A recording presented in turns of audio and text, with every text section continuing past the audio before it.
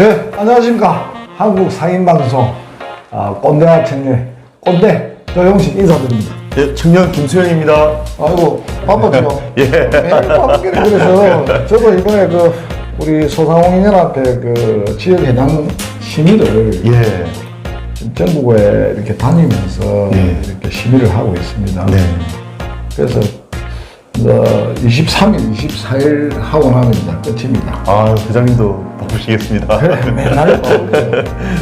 그래서 하면서도 틈틈이 제가 이제 이렇게 차를 타고 다니면서 멀리 여행을 하다 보니까 예. 제가 차를 가지고 가다 버스를 타거나 KTX를 타면은 네. 이 정보를 많이 접합니다. 아, 예. 그래서 주로 이제 우리 소상공인에 대한 그런 부분에 대해서 정보를 이렇게 취합하고 있는데요. 하다 보니까 또 이제 정치가 밀접한 네. 관계가 있기 때문에 예. 그래서 저는 정당인이 아니기 때문에 이번에 이준석 우리 당 대표가 취임을 하자마자 네. 네. 국민의힘의 혁신적인 네. 이런 방안을 네. 계속 발표하고 있습니다. 네. 그래서 최고 중요한 게 뭐냐면 공천 자격 시험이 무엇이며 네. 공천 자격 시험에 대한 가이드라인이 있을 거 아닙니까? 네. 우리 운전면허 시험을 가더라도 네. 60점 이상 받아야 되는데 예. 그 자격 시험이 근데 이 너무 시험 문제가 다양하잖아요. 정치는 사회, 문화, 경제 모든 게 다 포함되기 때문에 네. 그래서 그게 어떤 가이드라인을 정해가지고 지금 시험 문제를 출제할 것인가 이런 부분에 대해서 예비 정치 후보들이 예.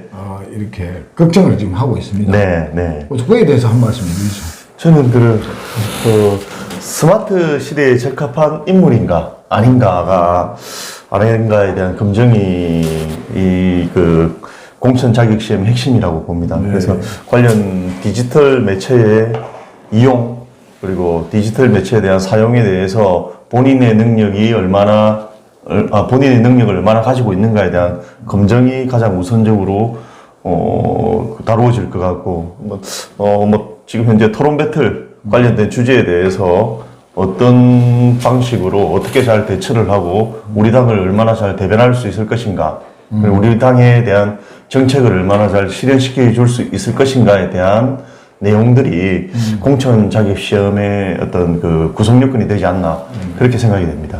예. 그래서 그게 시험 문제가 어느 정도 범위가 있어야 되는데 막연하게 그럴 것이다 해갖고는 안 될 거 아닙니까? 그러면 여의도 연구인이나 이런 곳에서 시험 출제 문제에 대한 범위를 어느 정도 정해야 안 되겠습니까? 그래서 평소에 유튜브를 이용하고 있는가, 활용하고 있는가, 아니면 페이스북을 실제로 이용하고 있는지, 아니면 인스타그램, 본인이 엑셀을 할 수 있고 한글을 할 수 있는가에 대한 어떤 스마트 검증들이 주요 핵심 사항이 되지 않을까 그렇게 생각을 하고 있습니다. 이번에 저도 우리 소상공인연합회 지역 해당 심의를 하면서 최우선적으로 물어본 게 SNS 활용을 하는지 안 하는지 제가 물어봤다고요. 예. 그러니까 SNS가 뭔지를 모르는 이해를 하는 사람도 있더라고요. 맞습니다. 이런 지금 중바 시대에 4차 산업을 해야 되는 그런 부분에 그래서 6차 산업이 뭔가 그것도 내가 물어봤거든요. 생산, 제조, 판매 아닙니까? 1차 생산, 2차 제조, 3차 유통, 유통 판매 아닙니까? 아유, 그런 부분도 우리가 6차 산업을 해야 되는 직거래 장터도 만들고 하는 게 바로 6차 산업 아닙니까? 그런 부분, 이런 부분에 대한 기초 지식도 없으면서 지역에 해장을 하려고 하는 강큰 사람들이 많이 있더라고요. 웬만한 곳에서는 한 70% 잘랐으면 싶더라고요. 이게 그런 자질과 자격도 없으면서 무조건 하고 봉사만 하고 딱 하는데 봉사라는 보람의 개념을 해야 되는 거고 일단 봉사를 하더라도 내가 무엇을 어떻게 해야 될지에 대한 그런 생각을 가지고 접근을 해야 되는데 내가 만장차는데 그거 받아 보니까 이런 결과가 생기는 것 같습니다. 그래서 정치도 마찬가지일 것 같습니다. 기본적인 개념이 있어야 되는데 단지 가문의 영광도 아니고 힘 있는 기득권자들이 줄 서가지고 공천 받아가고 바람 불어 좋은 날 기다려가지고 당선된다. 그게 무슨 시민의 대표입니까? 네. 국민의 대표입니까? 맞습니다. 그 부분에 대해서 이야기하는 거죠. 그래서 공천 자격 시험에 만일에 제가 심사위원이라면 저는 평소에 아까 말한 유튜브라든지 페이북이나 인스타그램의 트래픽을 개인적인 트래픽 공개를 요구를 해서 얼마만큼 그 트래픽에 대한 부분이 이렇게 활발히 움직이는가 거기에 대한 가중치를 한 50% 줬으면 좋겠습니다.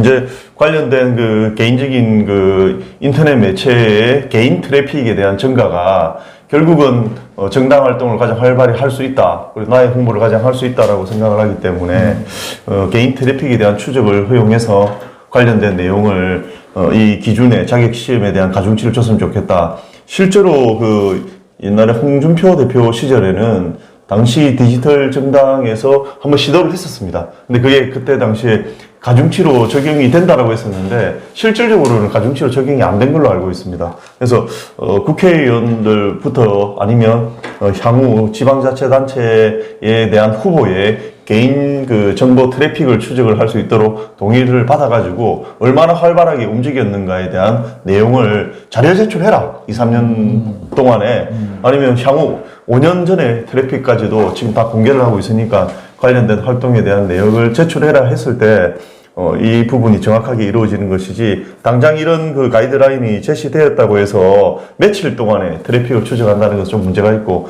얼마만큼 부분을 활발하게 했든지 최소 3년 이상의 기록을 제출해라 라고 했으면 좋겠습니다. 네. 그러니까 토론 배틀이라면은 네네네. 청년 수행이 유리하겠네요. 우리 한국 상임방송에 지금 토론자로 또 조금 있으면 또 진행자로 예. 이렇게 나서야 되는데 예. 미리 그러니까 요즘 세상은요 SNS 세상이라도 가만히 아닙니다. 정보도 정보로 공유하고 요즘 이번에 이준석 당 대표가 이렇게 설명했던 부분도 실질적으로 예전에는 청년들이 별로 정치에 관심이 없었는데 지금은 자기들이 딱 붙어치는 당사자가 되다 보니까 더욱더 정치에 대해 관심을 많이 가집니다.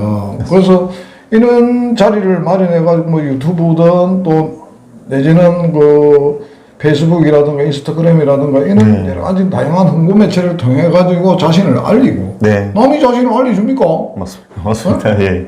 남이 지가 잘난 척 하려면 남이 그 시기하고 질투하고 하는 그런 세상인데 그래도 용기를 내어서 정말 옳고 그름을 판단할 수 있는 이 사회의 기준을 나름대로 만들어야 될 것입니다. 그래서 나는 내가 볼 때는 지금 토론 배틀을 지금 handak하길래 그런 생각하겠네.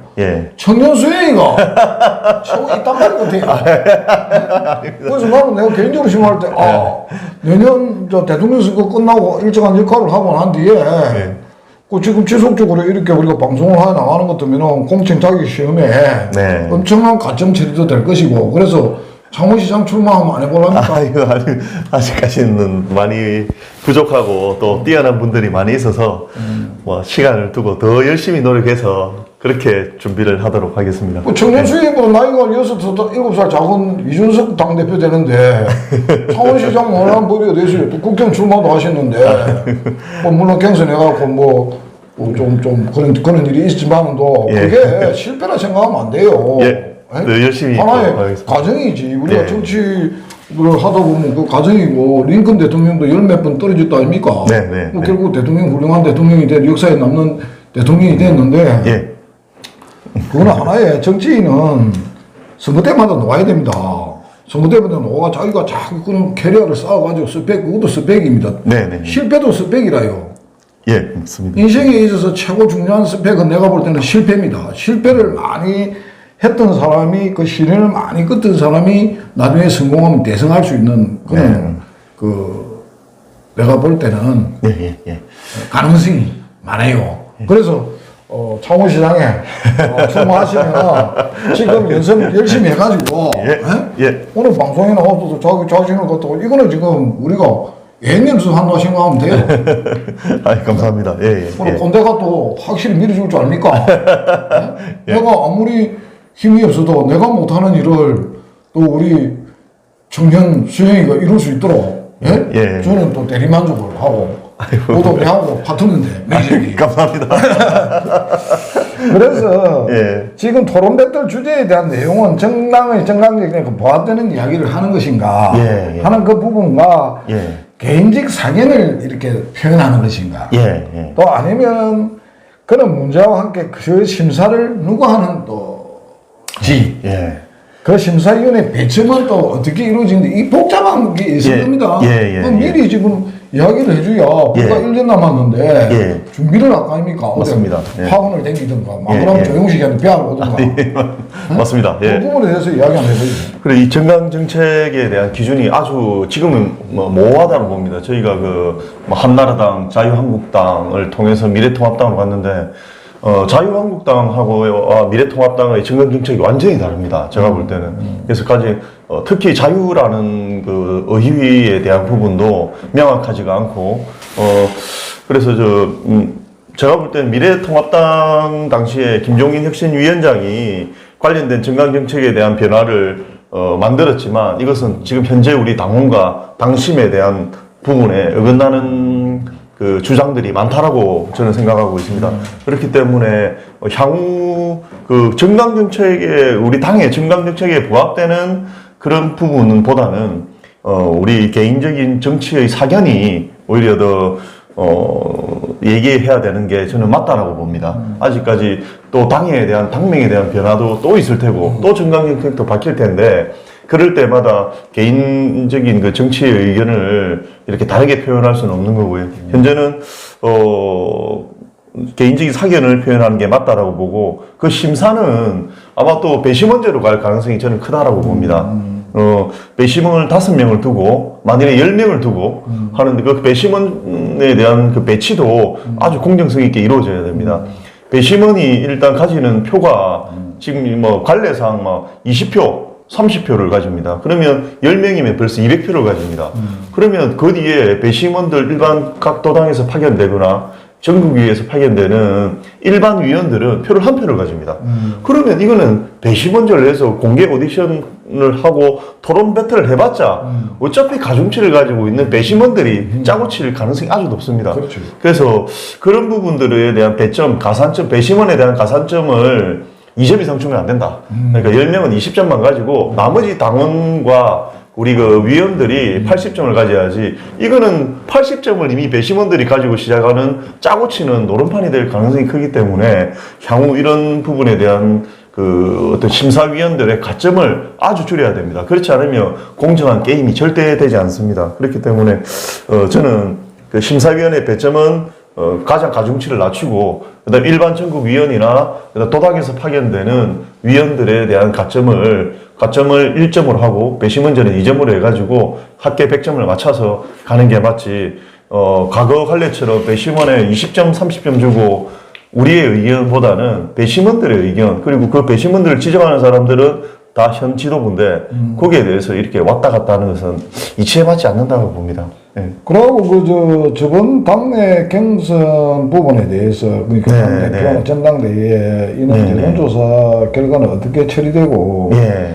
저번에도 당대표 경선의 여론조사 결과에 대해 어떻게 생각하고 있는지 또한 예. 차후 여론조사는 어떻게 투명성을 가지고 있는 결과에 대해서 누구 하나 의심 없이 신뢰할 수 있는 방법이 무엇인지 그리고 이 부분이 뭐가 지나간 이야기는 굳이 할 필요도 없지만 예. 개선은 해야 됩니다. 왜냐하면 대선이 있기 때문에 대선도 이런 식으로 치른다면은 아주 문제가 많을 것이라고 그렇게 생각합니다. 네, 그래서 뭐 당대표가 이준석 씨가 되었지만 지금까지는 나름대로 잘 하고 있다고 이렇게 생각합니다. 그래서 저번에는 당대표 경선 전에는 경선할 때만 해도 민주당에서는 뭐 부럽다하고 뭐 친송 일청이 있던데 지금 당대표 되자마자 뭐 알고 군 복무 그 기록을 가지고 우사 칠갑을 지금 하고 있습니다.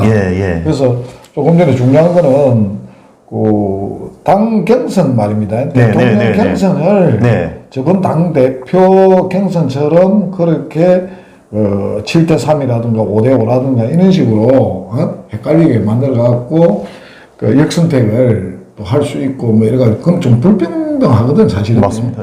그런 부분에 대해서 한 말씀 해주세요.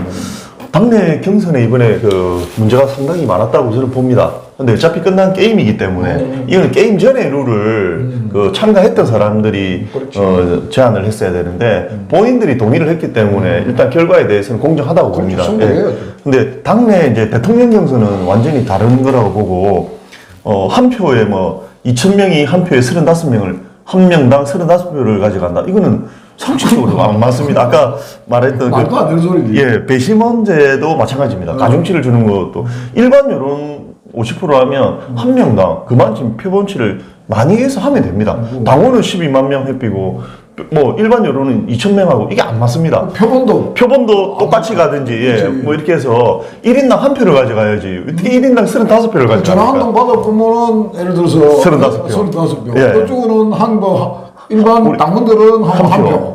야, 이게 상당히 큰 문제가 있다라고 보고, 예. 이렇게 되면 공정한 그 시험이 이루어질 수 없다라고 보고. 그게 아까 조금 전에 미안한데, 예. 배심원은 35표. 예, 배심원은 35표, 우리는 한 표. 이거는 안 된 거라고 보고, 그렇지. 저희가 볼 때는 이 투명성을 가지려면, 일반 여론조사는 또 한 표, 그리고 우리 당원들에 대한 투명성을 가지려면 당원 명부에 따라서 지금처럼 이렇게 그 스마트폰으로 했기는 했지만 본인 인정 확인 없이 했습니다. 그러니까 본인 인정 번호를 받아서 입력시키고 본인 인정한 이후에 그 다음에 투표를 하는 게 맞다. 그러니까 이런 어떤 절차적인 투명성이 확보되지 않는 한 뭐 다음 또 국회의원도 공천도 마찬가지고 지방자치 의원 공천들도 마찬가지고 아주 여론조사가 개판으로 갈 겁니다. 그러니까 이게 이렇게 지금 내려왔다는 것은 현재까지 당내 여론조사들이 항상 이런 식이었다라고 저는 보고 있습니다. 그렇기 때문에 뭐 나이에 따라서도 표가 달라집니다. 20대는 한 가중치를 3, 4표 가져갑니다. 30대는 2표, 40대는 30대는 3표, 40대는 2표, 50대, 60대, 70대 1표로 가져갑니다. 실제로 그렇게 됩니다. 실제로 가중치가. 지금까지는 다 그렇게 되었지만, 이런 부분도 좀 다르게 문제는 가야 된다. 가중치라는 것은, 그럼 표의 가중치가 어디 있습니까? 그러니까 20대도 1표, 70대도 1표. 그 참가할 수 있는 부분에 대한 책임은 지금까지 했던 정당이 책임을 져야 되는 것이지, 20, 30대가 참여하지 않는다고 해서 참여했다고 해서 4표, 5표 주는 것이 어떻게 공정한 그 여론조사 결과인가. 이 부분은 당에서 심각하게 생각해야 될 문제라고 봅니다. 예. 참, 항상 두서없는 이야기가 진행됩니다. 그래서 처음에는 이렇게 대본을 적었다가 나중에는 그 대본이 별로 필요 없는 것 같습니다. 그래서 제가 꼭 대본을 가지고 우리가 방송한다는 것보다는 그때 생각나는 대로의 문제점을 이렇게 제시하고 답을 할 수 있는 그런 시간을 만들어 갈까 합니다. 그래서 우리 앞으로 청년 그 수영이는 저한테 가끔 질문도 하고 이래 하죠. 예, 그렇게 하도록 하겠습니다. 예. 근데 가다가 까먹는다. 예. 맞습니다. 그래서 마지막으로 우리가 하는 거 있다 아닙니까? 예. 해보죠. 자, 저희 우리 시청자 여러분, 이번 방송 보시고 꼭 구독, 좋아요 부탁드립니다. 아이고 어색하네요.